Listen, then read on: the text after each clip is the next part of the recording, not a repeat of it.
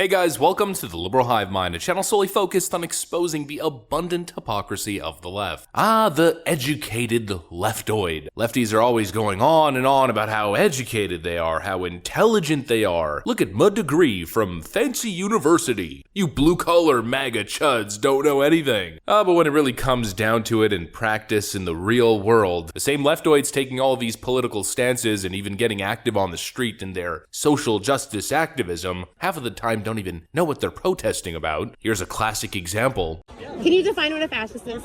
You are a fascist. I am? What makes me a fascist? What makes me a fascist? Read a book. Read a book? Which book?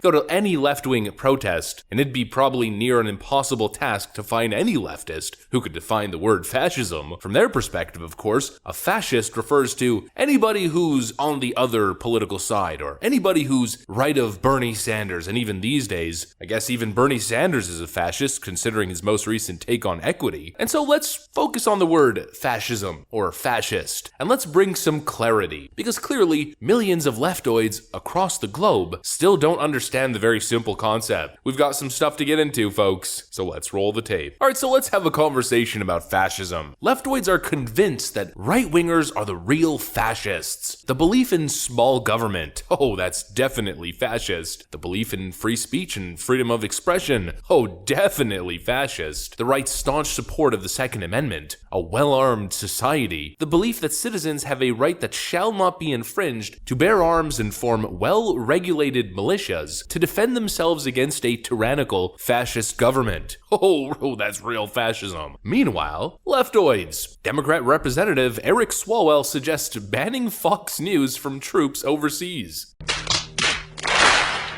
Well, again, I think about our troops, and I've been all over the world and have visited our troops in some of the harshest places, and nothing makes them feel more like home than their access, to American television programming, and a popular channel is Fox News. And again, I don't want to get in the business of telling troops what they can and cannot watch, but if you have a news station that a court is going to rule is in its evening hour, perpetuating dis and misinformation, I don't know if I disagree with Boat Vets, who is saying that we need to take a look at, how this is being broadcast to our troops. I hope you leftoids are paying attention, because that right there is a whole lot closer to fascism than I think anything I've ever heard any Republican say ever in the history of me being alive. That's a high-ranking Democrat politician suggesting the government ban Fox News from being viewed by troops overseas. If we study the history of fascism, there are two things that are required for a fascist government to stay in power. The first is disarming the populace. So the same leftoids who are aligning themselves with people like David Hogg, going on ridiculous, emotional, unhinged rants, making bold claims such as the Second Amendment should be repealed entirely, and a belief that American citizens do not have the right to bear arms, well, I'd say that that's quite fascist. And the second thing is regime control over propaganda narratives, and of course, the military. And what Eric Swalwell is advocating for here is essentially a double whammy. Regime control over the narrative, meaning only left-wing, mainstream, regime-approved media is allowed, and even taking it to the next level, that overseas military troops should only be exposed to regime-approved propaganda outlets. I hope you leftoids are paying attention, because this right over here is textbook fascism, or at least fascist doctrine. And Eric Swalwell makes the claim that, well, really, it's because of misinformation. Yes, because as we know, Fox News is the only purveyor of misinformation in the entire American mainstream apparatus. Regime-approved left-wing media has never lied. Oh, well, except for the whole January 6th thing, the myriad of fake hate crime hoaxes, Kyle Rittenhouse being a white supremacist militia member who indiscriminately took the lives of 3 innocent black people, the Covington kid hoax, when they claimed that Donald Trump called neo-Nazis very fine people, when they claimed that Joe Rogan was taking horse dewormer,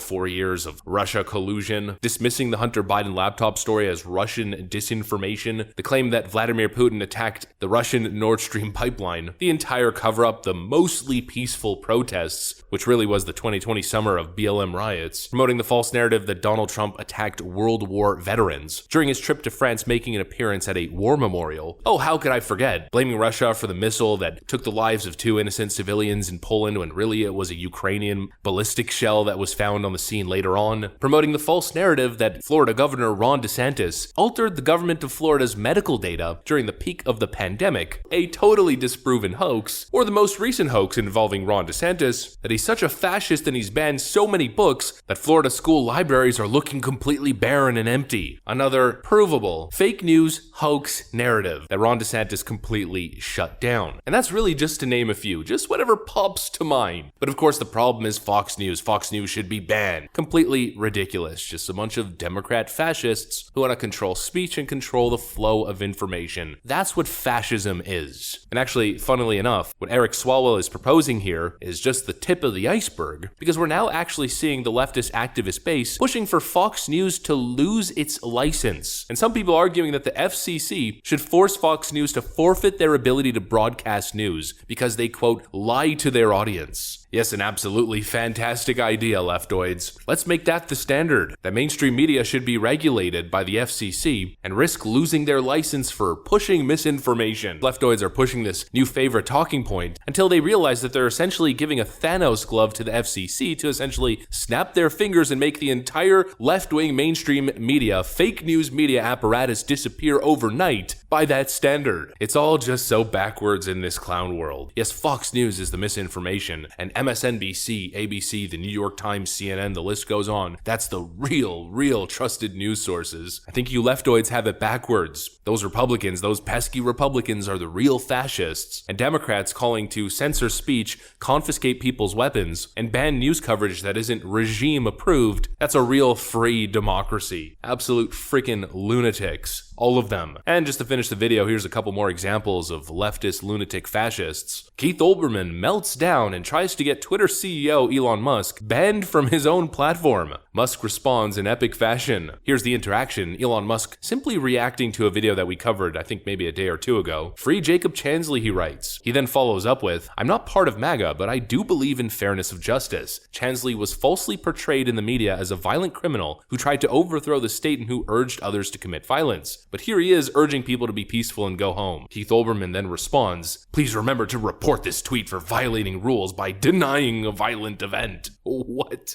Elon Musk then responds, have you considered a career in comedy? Keith Olbermann then responds, the greatest comeback in world history, have you considered a career in business? Yeah, you got him, Keith. Literally the richest man on the planet who had a net worth at one point of $300 billion, I guess is a failed businessman, just like Donald Trump was also a failed businessman. Holy moly, what a bunch of frickin' clowns. And speaking of fascist clowns, Marxist Stanford officials allow law students to berate, shut down Trump-appointed federal judge. Federal marshals had to escort judge to safety. Yet again, another example of a conservative merely existing on a college campus and a bunch of left-wing fascists threatening and berating the individual, forcing them off of campus as they probably yell, I don't know, bash the fash or something. The supposed anti-fascist mob strikes again. It's a backwards world. Welcome to Clown World. That's what I got for you guys though. Hopefully you enjoyed this video. If you did, make sure to leave a like and possibly subscribe to the channel. Thanks for watching, folks, and I'll see you on the next one.